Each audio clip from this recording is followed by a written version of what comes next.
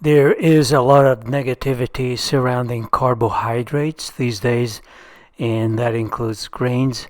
I actually believe that high quality carbohydrates, such as the kamut grain that you see here, can be an excellent source of not only vegetable protein, but also they contain various vitamins in large quantities that are not destroyed by heat, and also various metals such as zinc and magnesium in organic form, which is very difficult to get from anywhere else. So I don't think a person should lead a grain free lifestyle.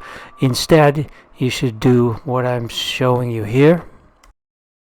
This is a bowl of kamut grain, and I'm putting some links below so you can see for yourself. I think this is easily one of the best and most flavorful grain that you can get. You can get them from some better supermarkets, but also from online sources as well.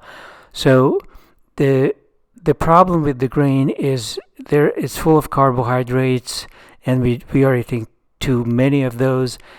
And there's also a problem with the anti-nutrients.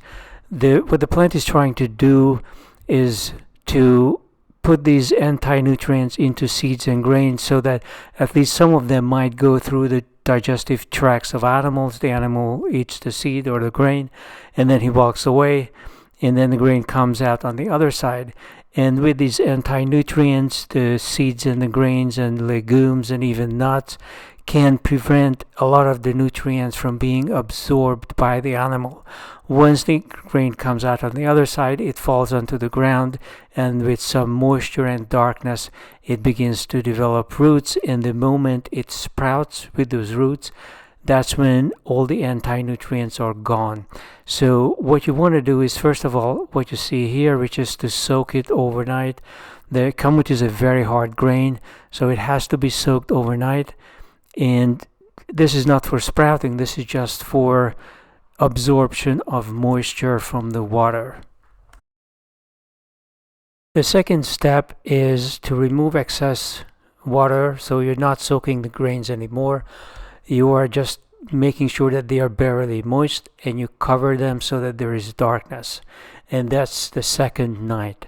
So this is another night that you have to wait. I don't know if this is boring or not. For me, it's not a big deal. You just leave it out on the kitchen counter, and the next morning they are already beginning to sprout. This is what they look like after one night of being moist and being covered in darkness, and you can see those little white things that are beginning to grow out. So at this one point, the grain is sprouting and the anti-nutrients are removed. Also, roughly a third of the carbohydrates are also removed.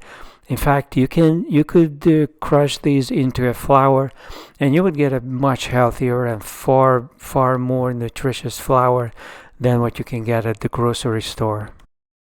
There's no need to leave them out for a second night, but I did it in this case just to show you how much of a root is coming out of them.